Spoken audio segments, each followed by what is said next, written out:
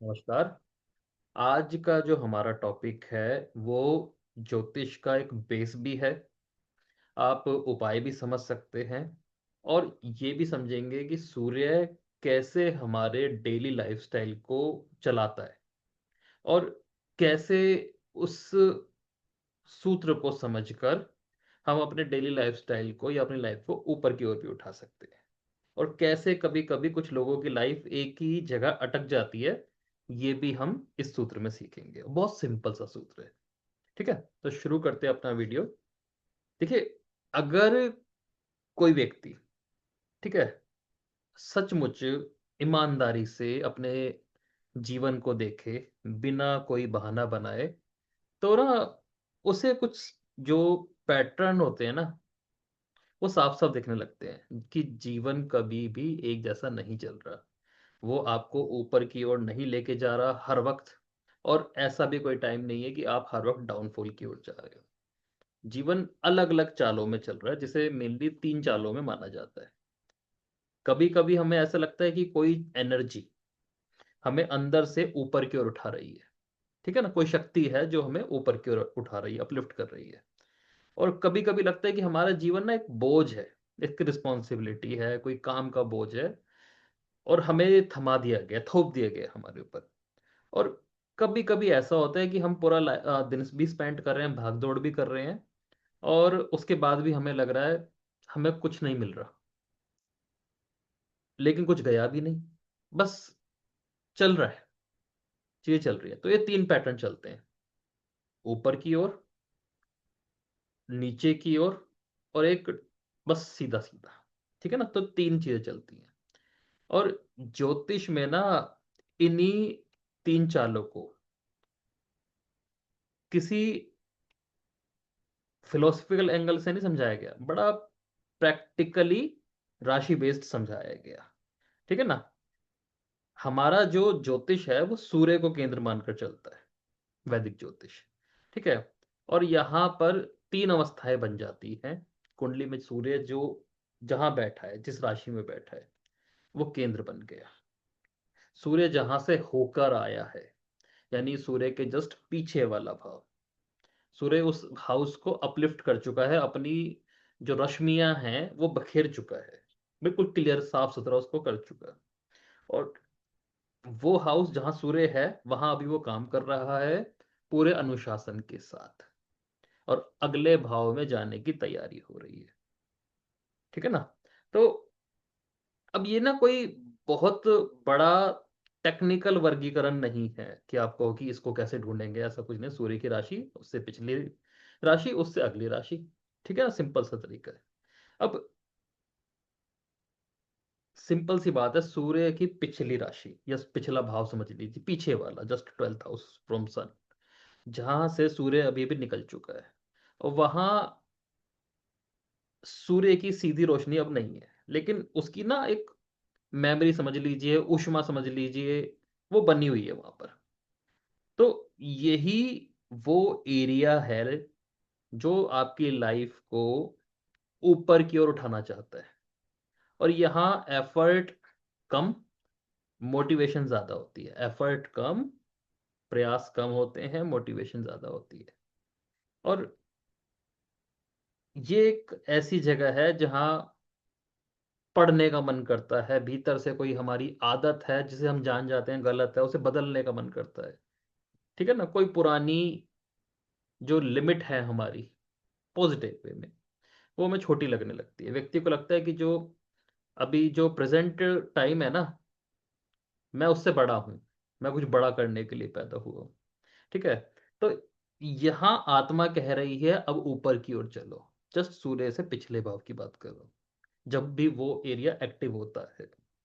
ठीक है। सूर्य जिस राशि में है, जिस भाव में है, वहां वो खुद बैठ गया। यहाँ रोशनी नीचे की ओर झुक रही है, सूर्य नीचे की ओर रोशनी दे रहा है। और ये वो क्षेत्र है जहाँ जीवन ऊंचे विचार नहीं बल्कि जिम्मेदारी मांग रहा है, रिस्पॉन्सिबिलिटीज ढूंढ रहा है। ठीक है ना। यहाँ सपने नहीं है, आपके काम धंधे की लिस्ट है, आपको क्या क्या टास्क निपटाने हैं उसकी लिस्ट है। और यहाँ पर ना हमें ना चाहते हुए भी झुकना पड़ रहा है परिवार के सामने, बॉस के सामने, अपने ही ऑफिस के सामने, समय के सामने, समय की मांग के सामने। लेकिन ये ना कोई जीवन का बोझ नहीं है। सूर्य जिस राशि में है, जिस भाव में है, बल्कि ना जीवन की ना नींव है। अगर हम सूर्य के पिछले भाव को देखें, जो लाइफ को अपलिफ्टमेंट दे रहा है, ठीक है, उड़ना सिखा रहा है, तो ये टिकना सिखा रहा है, ये वो आधार है जहां से आप छलांग मारोगे। ठीक है। और इसके बाद है सूर्य की नेक्स्ट राशि, त्रियक जिसे बोलेंगे। और अब ये ना ऊपर उठा रही है आपको, ना नीचे की ओर झुका रही। बस ये ऐसे समझ लीजिए साइड बाय साइड चल रही है। त्रियक का मतलब टेढ़ा होता है, त्रियक का मतलब मल्टीपल भी होता है। ठीक है ना। तो लड़का, लड़के, समझ लीजिए मल्टीपल हो जाते हैं। तो यहाँ ऊर्जा ना बराबरी में घूम रही है। भाई बहन हो सकते हैं, साथियों के साथ हो गया, कुलीग्स के साथ हो गया। तो लाइफ को ना यहाँ पर संतुलित करना पड़ रहा है, बैलेंस बनाना पड़ रहा है, मैनेजमेंट सीखना पड़ रहा है। कैसे, कब, कहाँ, क्या बोलना है, कैसे एडजस्ट करना है। ठीक है। और किस तरह से एडजस्ट करना है कि टकराव भी ना हो। तो ये वो एरियाज हैं जहां पर बहुत ज्यादा हलचल है। जैसे आप इंस्टाग्राम खोलते हैं, उसकी रील्स को स्क्रॉल करते हो, तो आपको लगता है कुछ हैपनिंग हो रहा है दुनिया में। थोड़ी देर बाद आपकी आंखें थक गई, आपके अंदर कोई चेंज नहीं हुआ। हलचल बहुत ज्यादा देख लिया आपने, लेकिन भीतर कोई बड़ा बदलाव नहीं हुआ। आप पूरे दिन ऑफिस में व्यस्त रहे, लेकिन कोई रूपांतरण नहीं हुआ, कोई ट्रांसफॉर्मेशन नहीं हुई। ठीक है। सूर्य की तीन स्थिति समझ गए। एक स्थिति जो ऊपर की ओर लेके जा रही है, एक जो सूर्य ले रहा है पूरे अनुशासन के तरह, और एक जो सूर्य को बैलेंस बनाकर चलना पड़ रहा है। और ये हमारी लाइफ के पैटर्न है, इससे बाहर हम जा ही नहीं सकते। ये ज्योतिष का ना एक ऐसा रूप है जो प्रेडिक्टिव पार्ट नहीं है, बट क्वालिटी पार्ट है, क्वालिटी ऑफ लाइफ। और ये तीनों भाव ऐसे हैं जिनको साथ में लेकर चलना पड़ता है। अगर आप एक ही तरफ उलझ गए ना, तो गए, बहुत बुरी तरह गए। ठीक है। अब ग्रहों का गोचर, दशाएं, इन तीनों को अलग अलग टाइम पर सक्रिय भी करती रहती है। कभी कोई हाउस हो गया, कभी कोई हिस्सा हो गया, कभी कोई हिस्सा हो गया। और जब अ, सूर्य के पिछले वाला भाव एक्टिव होता है, तब व्यक्ति को अंदर से ना बेचैनी आने लगती है, एंजाइटी होने लगती है, क्योंकि उसे पुरानी जॉब, पुराने पैटर्न, पुराने रिश्ते, पुराने ढर्रे छोटे लगने लगते हैं। उसे लगता है मैं इन कामों के लिए नहीं बना। और ये जो बेचैनी है ना, ये समस्या नहीं है कोई, बट संकेत है कि अब आत्मा आपकी ऊपर की ओर जाना चाहती है। अगर ऐसे टाइम पर व्यक्ति अपने डेली रूटीन में लगा रहे, तो उसको और ज्यादा घुटन पैदा हो जाती है। और जब वो वाला हाउस एक्टिव हुआ जहां सूर्य खुद है, तो क्या होगा? तब जीवन कहता है अब झुको और काम करो, रिस्पॉन्सिबल बनो। और यहां ज्यादा भागने की कोशिश करोगे तो प्रॉब्लम्स बढ़ जाएगी। ठीक है ना। तो ये समय व्यक्ति को ना नियम, अनुशासन, जिम्मेदारी स्वीकार करना सिखाता है, और स्वीकार कर भी लेनी चाहिए। क्योंकि जैसे ही वो स्वीकार करेगा, स्टेबिलिटी आ जाएगी। ठीक। और सूर्य का नेक्स्ट हाउस जब एक्टिव हो जाए किसी भी तरह से, दशा गोचर की वजह से, तब लाइफ में एडजस्टमेंट करनी पड़ती है। जीवन बराबरी की ओर चलता है, ना तो ऊपर उठ रहा ना नीचे गिर रहा, सिर्फ बराबर में चल रहा है। ठीक है। यहाँ तो आपको ना तो बड़ा बनना है, ना छोटा बनना है। यहाँ जरूरत है दूसरों के साथ खुद को संतुलित करने की। लेकिन प्रॉब्लम क्या आती है यहाँ पर ना, व्यक्ति, जैसे मैंने अभी बताया, हलचल बहुत ज्यादा है। ये वो एरिया है जहां आज के टाइम पर सबसे ज्यादा पब्लिक बेकार होती है। ये वो समय है जहां टाइम पास बढ़ जाता है। मान लीजिए आप लैपटॉप पर कुछ काम कर रहे हैं, सिर्फ आप यूट्यूब पर स्क्रॉल करे जा रहे हैं, और आपको लगा लाइफ कितनी तेजी से भाग रही है, दुनिया कितनी तेजी से भाग रही है, लेकिन थोड़ी देर में आपको फील होगा कि आपका जीवन ठहर गया। सिंपल सी बात है ना, कि आप ऊपर भी नहीं हो जा रहे, नीचे भी नहीं जा रहे, बट ठहर गए। ये स्थिति कई बार ऐसी महसूस होगी कि ना मेरे पैरों में किसी ने बेड़िया डाल दी, मैं कहीं नहीं जा पा रहा। मिलती है स्थिति देखने को। ठीक है। तो अब जो ये सिद्धांत है सूर्य के आगे पीछे वाला, राशि वाला, तो इस पूरे सिद्धांत का सबसे सुंदर पक्ष ये है कि यहाँ पर ना कोई प्रिडिक्शन नहीं है। ज्योतिष की एक तरह की क्वालिटी है, जागरूकता है। और ये आपको ये भी नहीं बताएगा ये पार्ट कि क्या होगा, लेकिन वो ये बता देगा कि इस समय आपकी सही मुद्रा क्या होनी चाहिए। कभी कभी लाइफ में हर समय ऊपर चढ़ना भी उतना ही गलत है जैसे हर वक्त आराम करना। ठीक है ना। आप जब किसी एस्ट्रोलॉजर पे जाते हो, पुराने एस्ट्रोलॉजर्स पे जाते हैं ना, तो वो कई बार इसको ना एक एक्टिविटी की तरह आपको दे देते हैं, अभ्यास की तरह देते हैं। ठीक है। मतलब आपको कहते हैं कि एक जर्नल मेंटेन कर लो। आप लिखो कि क्या चीज़ मेरे लिए मोटिवेशन है, क्या चीज़ मेरे को अंदर से ऊपर उठाने की कोशिश करती है, क्या चीज़ मेरे को एकदम से मोटिवेट कर देती है, ऐसी चीज़ों को लिखो। ऐसी क्या चीज़ें हैं जहां मेरे को मेहनत करनी ही पड़ेगी, ना चाहते हुए भी मेरे को इस चीज़ को एक्सेप्ट करना पड़ेगा। क्या चीज़ है जो मेरी रिस्पॉन्सिबिलिटी है। और फिर एक ऐसे चोर टाइम को ढूंढे जो पूरे दिन में आपका टाइम खराब कर रहा है, क्योंकि हम सूर्य के अगले भाव में चले गए, जहां पर आप ना सिर्फ घुमा रहे हो अपने आप को, कुछ हासिल नहीं कर रहे। ऐसी चीज, तीन चीजों को मैनेज करना शुरू करें, लिखना शुरू करें। जितना क्लैरिटी से लिखते जाओगे, आपकी लाइफ अपने आप ही समझ जाएगी कि मुझे किस साइड जाना है। ठीक है। और इसी राइटिंग को एक्टिविटीज में बदल दो। जो भी चीज आपको पसंद है, ऊपर की ओर उठाती है, इस तरह के काम करना शुरू करें। जो भी आपकी रिस्पॉन्सिबिलिटी है उसमें इतना मन लगाएं कि आपको वो चीज बोझ ना लगे।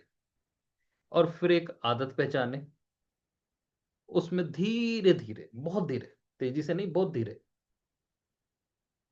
काबू पाने की कोशिश करें।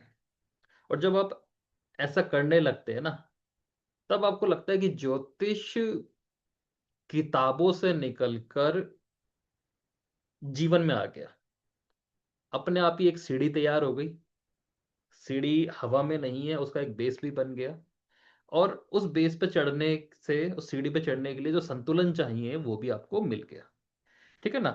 तो कुंडली में सूर्य ये ताकत बताता है। अब इसको मैं एक एग्जाम्पल की ओर लेके चलता हूँ। मान लीजिए किसी की कुंडली में सूर्य मकर राशि में है। ठीक, अभी हम हाउसेस की बात ही नहीं कर रहे। तो सूर्य की जस्ट पिछली वाली राशि हो गई 9 नंबर राशि, और सूर्य के नेक्स्ट हो गई 11 नंबर राशि। तो जब भी ऐसा व्यक्ति 9 नंबर राशि की एक्टिविटीज हो गई, ट्रैवल हो गया, ज्ञान अर्जित करना हो गया, गुरुओं से मिलना हो गया। ठीक है। जितनी भी धनु राशि की क्वालिटी पकड़ने की कोशिश करेगा, धनु राशि की एक क्वालिटी युद्ध भी होती है, फोकस भी होती है। ठीक है। उस तरफ जाएगा तो इसको ना अंदर से फील आएगा कि कुछ हो रहा है, कुछ ऊपर की ओर बढ़ पा रहा हूँ। और कई बार इनको ये भी लगेगा कि मैं इसलिए नहीं पैदा हुआ था पूरे दिन की मैं रिस्पॉन्सिबल होकर चलता ही रहूं, लोगों की जिम्मेवारियां उठाता रहूं। मैं तो कुछ ज्ञान प्राप्त करने के लिए पैदा हुआ था। कई बार ऐसी फीलिंग्स आएंगी। ठीक है ना। लेकिन इस फीलिंग के सारे उठा तो नहीं जा सकता ना। ऐसी एक्टिविटीज में थोड़ा बहुत अपने आप को उलझाना है। फिर आई 10 नंबर राशि।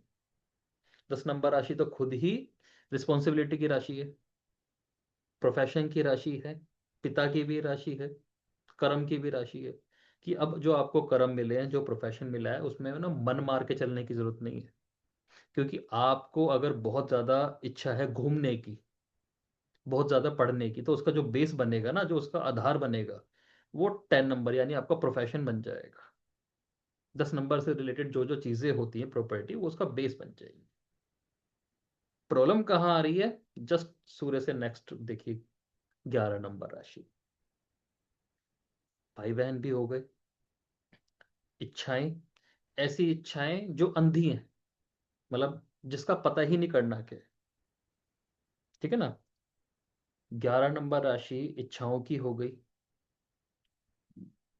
नई नई इनोवेशन की हो गई। ऐसे व्यक्ति का ये मन कर सकता है कि भाई मुझे जो, जिस पुराने ढांचे में जीव, क्योंकि नएपन की राशि होती है ना कुंभ राशि, जिस पुराने ढांचे में मैं जी रहा हूँ, मुझे तोड़ के तो मेरे को तो बढ़िया जन्म जाना था। और वो चीज फिर उसको भटकाएगी। जहां उसे संतुलन स्थापित करना था ऐसे लोगों के साथ जुड़ के जो समाज में अपना एक स्थान रखते थे। वो 11 नंबर राशि बताई थी तुम्हें, ऐसे लोगों के साथ एडजस्ट होना सीखना है। ठीक है ना, ताकि आप कुछ पुरानी चीजों से निकल सको। लेकिन इसने क्या किया, अपने आप को उन्हीं चीजों में इतना डाल लिया कि मुझे यही चीज चाहिए।